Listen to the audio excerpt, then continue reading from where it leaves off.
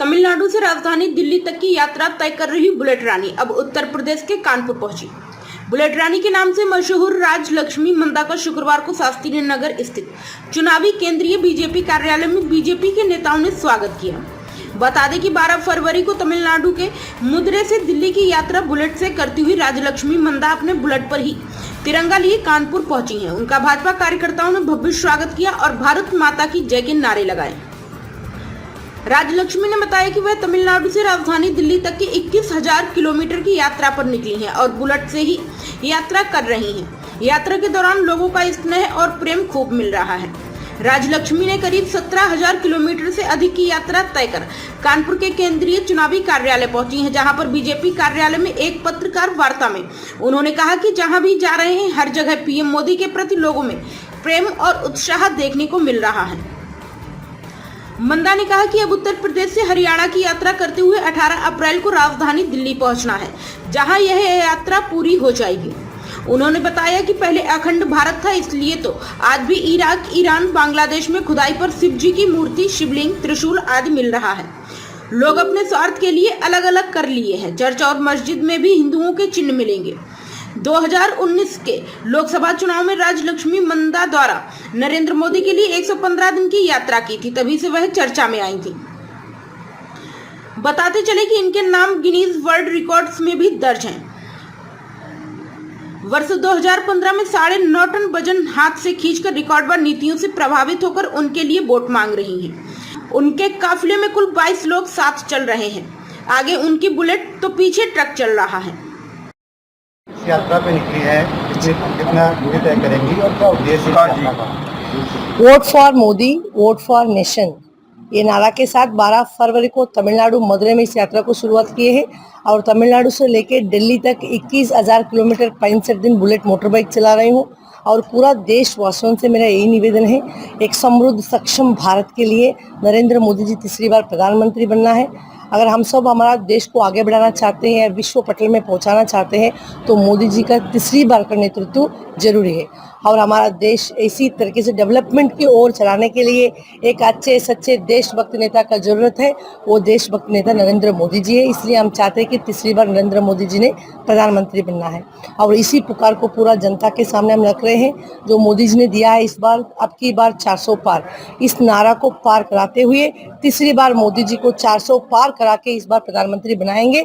इसी संकल्प के साथ इस यात्रा को मैं कर रही हूँ। आज कानपुर पहुंची हूँ और कानपुर में तमाम लोगों ने, बीजेपी कार्यकर्ता सब लोग हमको रिसीव किए हैं और यहाँ कानपुर से अभी उन्ना होते हुए लखनऊ जाएंगे।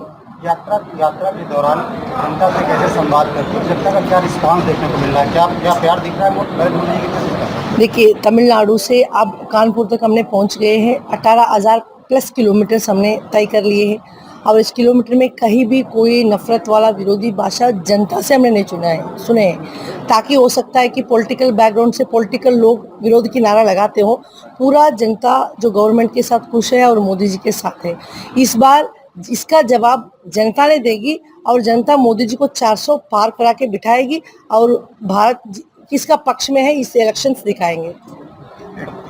हम अपनी तरफ से प्रत्याशी जी को बहुत बहुत शुभकामनाएं हैं और हम सबका एक गोल होना चाहिए, देश का डेवलपमेंट होना चाहिए। जिस डेवलपमेंट के लिए मोदी जी के काम कर रहे हैं, उसी डेवलपमेंट के साथ सब लोग मिलके देश को आगे बढ़ाना चाहिए। आप जिस प्रदेश से आई हैं या जहाँ से आपने यात्रा शुरू की है, साउथ इंडिया की बात कर लें तो वहाँ पर सबसे कम वोट बीजेपी को मिलता है।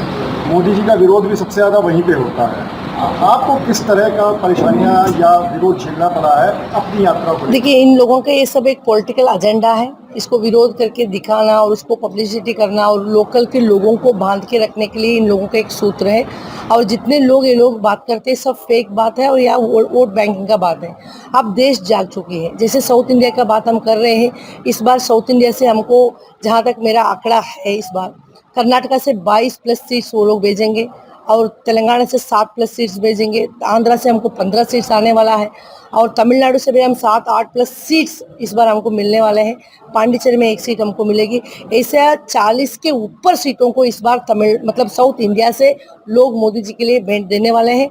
और हमेशा ये नहीं कि लोग सोते रहेंगे, लोगों को भी एक विवेचना आ चुकी है। 54% of the Indians are youngsters है। जो यंग माइंड सोचने लगे है कि किसका गवर्नमेंट हमको चाहिए और किसको हम समर्थन करना है। तो ये लोगों का ये गो बैक का जो पॉलिटिक्स है ये अभी इस बार इलेक्शन से खत्म होने लगेगी और इस इलेक्शन से ज़्यादा जो परिवर्तन नेक्स्ट इलेक्शन में हमको दिखेगी। अमेठी छोड़कर राहुल गांधी साउथ की तरफ से चुनाव पहले भी लड़े थे, इस बार भी लड़ने जा रहे हैं। देखिए अमेठी का लोग जाग गए इसलिए तो वो वायनाड गए, अब वायनाड के लोग भी जागने लगे और नेक्स्ट टाइम कहाँ जाएंगे तो वो भी एक प्रश्न है, क्वेश्चन मार्क है। तो उनसे ही पूछना है कि नेक्स्ट कौन सा ऐसा क्षेत्र उन्होंने मतलब चुन के रखे हैं कि नेक्स्ट इसको जाने के लिए। तो यहाँ अपनी खुद का मतलब जगह जाने का मतलब है कि लोगों में परिवर्तन आई है, सोसाइटी में परिवर्तन आई है और लोगों का विवेचना बढ़ी है कि किसका सरकार अच्छा है और बुरा है, ये लोगों ने समझने लगी है। और ज़्यादा दिन नहीं है, वायनाड में भी यही हाल होने वाला है। आगे की क्या प्लानिंग है? और यहाँ से हम लखनऊ जा रहे हैं 18। इस यात्रा के बाद देखिए यात्रा के बाद हम अपनी तरफ से कोई प्लानिंग करके इस यात्रा को नहीं किया है। मेरा योगदान मेरा देश और धर्म रक्षा के लिए, मोदी जी के लिए 21,000 किलोमीटर हमने बना रहे हैं और हम साध्वी हैं, तो धर्म और देश के लिए ऐसे ही काम हमेशा करते रहे। प्राइम संदेश न्यूज से शकील अहमद की विशेष रिपोर्ट।